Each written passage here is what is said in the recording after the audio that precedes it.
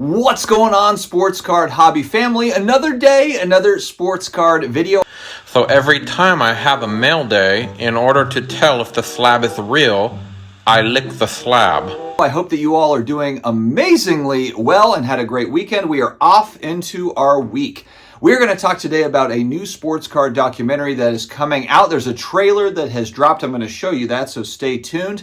First, huge thanks to today's video sponsor, DC Sports 87. Maybe you want to sell on eBay, but you don't want to deal with the hassle of shipping and packing and listing, all the things that you've got to do when selling cards. You can just ship it all off to DC Sports 87 and they will handle it for you. One business day turnaround when you request your payouts. Everything is updated live on their website in real time. DC Sports 87. Check them out. All right, we had a sports card documentary, maybe like a year ago that came out. And look, high production, was done well, I thought, but it was done a certain way. It was a puff piece for the most part. It was more of a promotion of the hobby in general, or the industry maybe. But this new documentary looks a little bit different, and I'm going to play the trailer. I don't want to, no spoilers here before we look at the trailer. Roll that thing. Frank, let's do it. Some of the kids, maybe they're too sophisticated to be collectors. Now they want to be investors, which is really the wrong approach to a nice hobby. Record-breaking sales. The card sold for $5.9 million. COVID was something that nobody obviously expected to happen, right? When it happened, there's a lot of chatter in our industry thinking the market's going to crash. And then come April, everyone started getting into their old collections. Oh my God! There's people that view collecting as, it should just be pure collecting, not about the money, but enjoying collecting the items and owning them. I received an email from a reader who said, I don't think you got the full story. They got us, guys. About a 5-minute smash and grab. 5 grown men were fighting over trading cards outside the Brookfield Target. More than a podcast, a hobby. It's more than just collecting. It's really become a major part of my life. Fanatics moving beyond commerce. Josh Luber is going to be the person who is going to run this new company. I consider myself more on the collector side. Hey man, if I have an opportunity to flip something, then I'm going to take that. I can appreciate that I now happen to have something that's worth a lot of money, but that's not why I started collecting. It's not just a piece of cardboard now. Now we could keep a piece of history. Honor Swagger cards are going for more than some of the vacation homes we're offering in our real estate division, and people are certainly seeing the value and the investment potential in this industry. But at the end of the day, it then just comes down to the collecting, right? If there's nobody who has a love and a passion for these cards, everything above that is useless. So that's really where the true lifeblood of this hobby is. All right, watching that, doesn't it bring back memories? And I like how that first part of the trailer, it looks like they pulled that from Cardboard Dreams. Check out that documentary. Okay, so that's on YouTube, Cardboard Dreams. I don't remember the YouTube channel, but I think if you search up Cardboard Dreams sports cards or something on YouTube, it's about 30 minutes. It was done by I believe a high schooler or a college student for his senior project. But it's awesome because it is a time capsule. It takes you right back to 1990, I believe is when he did it. And they're having the same conversations, believe it or not, as today. 4 years ago now, can you believe it? They're talking about, all these young people, they're just investors. Collect for the tradition of the sport and not for the investment value, correct? Yes, I'm a Dodger fan right away. Jackie Robinson Dodge, as you might call them. I feel very strongly that there are too many baseball card companies since 1985. They don't care about the cards. Doesn't that sound familiar?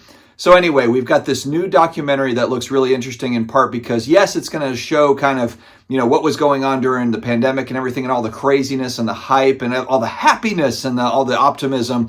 But it looks to me like it's also going to show some of the dark side as well, kind of the other side of the story. And that's what I'm really most excited about, is just to get a full picture. I think they started filming this in 2021. So you're going to take that as you're kind of watching it. They started filming in 2021 onward.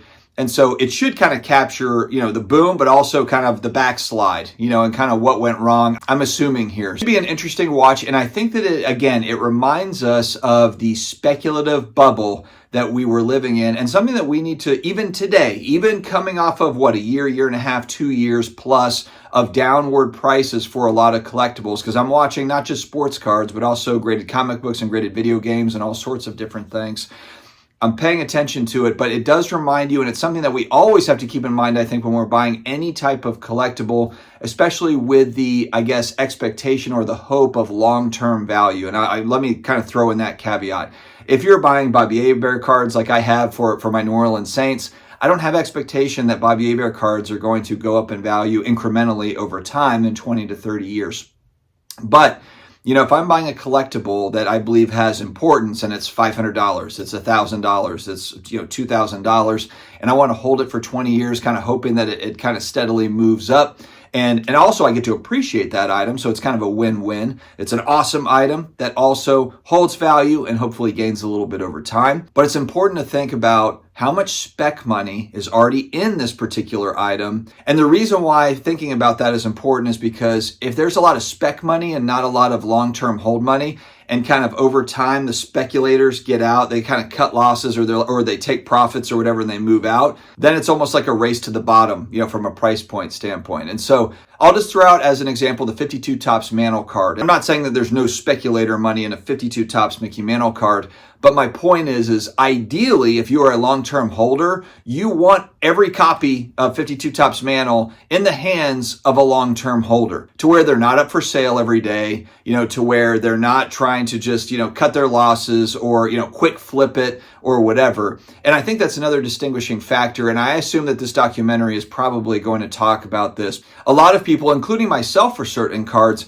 buying a card and selling it quickly, buying a card and then 30 days later selling it. A lot of day trading, if you will, in sports cards over the last few years. Still some of that. I saw that at the Culture Collision show where, you're buying something, you're looking to resell it at the same show, you're looking to resell it over the next week. Still some of that for sure. I think, look, if you're going to be a dealer or a flipper, there has to be an element of that in the way that you're operating. You can't be a dealer that buys a card and then every single time you're going to sell it 6 months later or a year later or 5 years later. You have to be continuously moving product around. So this is not a knock at all, but I think it's just understanding the ecosystem that we're living in. And so if you're paying for a particular collectible, you have to really look at it. Is this an item that is quick flipped all the time?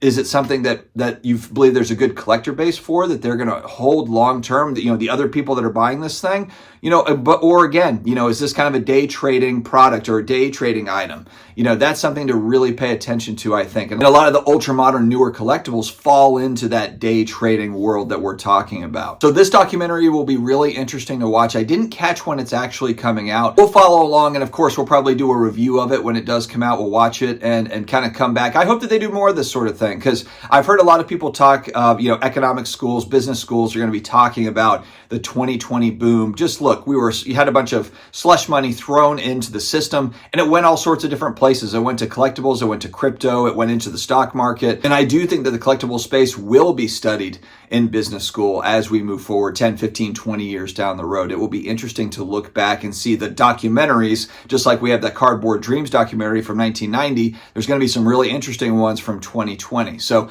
we will keep you posted, my friends. I hope that you have an amazing day ahead. Stay healthy, stay awesome, and I will talk to you again later.